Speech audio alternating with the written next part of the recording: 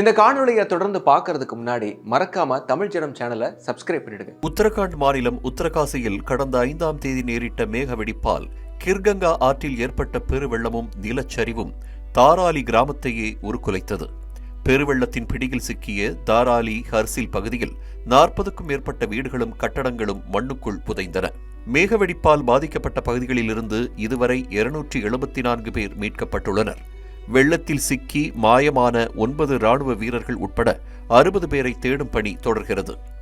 காயமடைந்த நிலையில் மீட்கப்பட்டவர்களில் பெரும்பாலானோர் மன அழுத்தத்தில் இருப்பதாகவும் பலருக்கு என்ன நடந்தது என்பதையே யூகிக்க முடியாமல் தவிப்பதாகவும் மருத்துவர்கள் கூறியுள்ளனர்.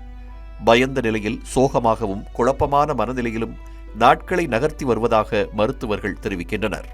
உத்தரகாசி மருத்துவமனையில் கடுமையான காயங்களுடன் அனுமதிக்கப்பட்ட பலருக்கு தலை, மார்பு மற்றும் கால்களில் பலத்த காயங்கள் ஏற்பட்டிருப்பதாக மருத்துவர்கள் கூறுகின்றனர். மண்ணுக்குள் புதைந்த காரணத்தினால் அவர்களுக்கு நுரையீரலில் சகதி மற்றும் கற்கள் கோர்த்திருந்ததாகவும் அவை அறுவை சிகிச்சை மூலம் அகற்றப்பட்டதாகவும் மருத்துவர்கள் தெரிவிக்கின்றனர். நிலச்சரிவில் 4 பேர் உயிரிழந்ததாக தெரிவிக்கப்பட்டுள்ள நிலையில் பல இடங்களில் 60 அடிக்கு மேல் மண் குவியல்கள் படர்ந்து காணப்படுகின்றன. அங்கு நவீன உபகரணங்கள் மூலம் தேசிய பேரிடர் மீட்புக் குழுவினர், இராணுவம், விமானப்படை, உள்ளூர் தன்னார்வலர்கள் மீட்பு பணியில் ஈடுபட்டுள்ளனர்.